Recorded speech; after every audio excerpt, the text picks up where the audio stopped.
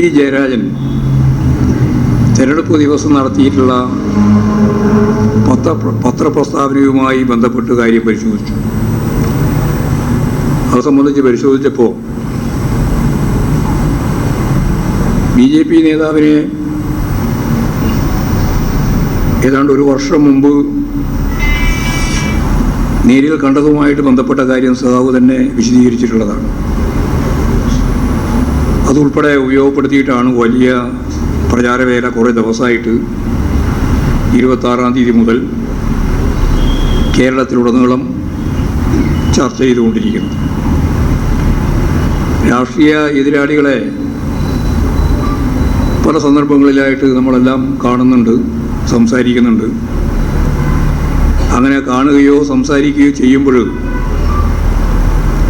അവസാനിച്ചു പോകുന്ന ഒരു പ്രത്യശാസ്ത്ര കരുത്ത് മാത്രമേ തൊഴിലാളി വർഗ പ്രസ്ഥാനത്തിനും ഇടതുപക്ഷ പ്രസ്ഥാനത്തിനും ഉള്ളൂ എന്ന് ഒരുതരം പൈങ്കിളി ശാസ്ത്രം വെച്ചുകൊണ്ടാണ്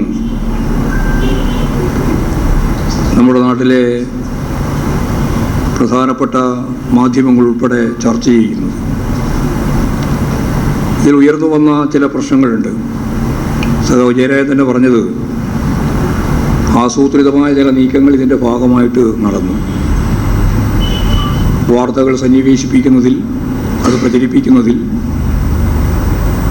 ചിലരെല്ലാം അതിശക്തിയായ കമ്മ്യൂണിസ്റ്റ് വിരോധം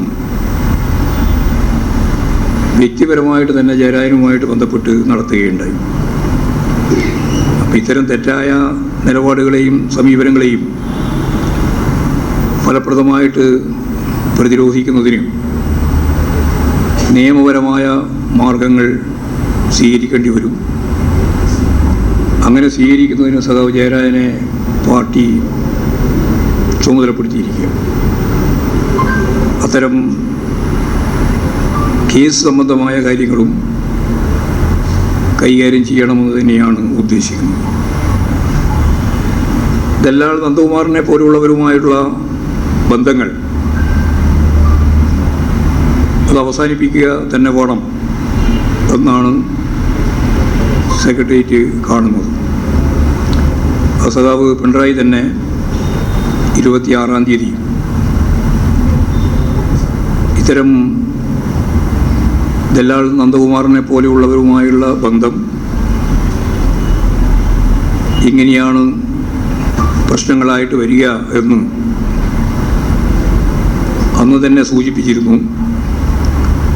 അത് ഞങ്ങൾ പൊതുവായിട്ട് ചർച്ച ചെയ്തപ്പോഴത് ശരിയാണ്. നന്ദകുമാറുമായിട്ടുള്ള ബന്ധം ഉൾപ്പെടെ മുമ്പേ അവസാനിപ്പിച്ചിട്ടുണ്ട് എന്ന് തന്നെയാണ് സഖാവ് ജയരാജനും ചൂണ്ടിക്കാണിച്ചത്. ഇതാണ് അത് സംബന്ധിച്ച് പറയാനുള്ള കാര്യം.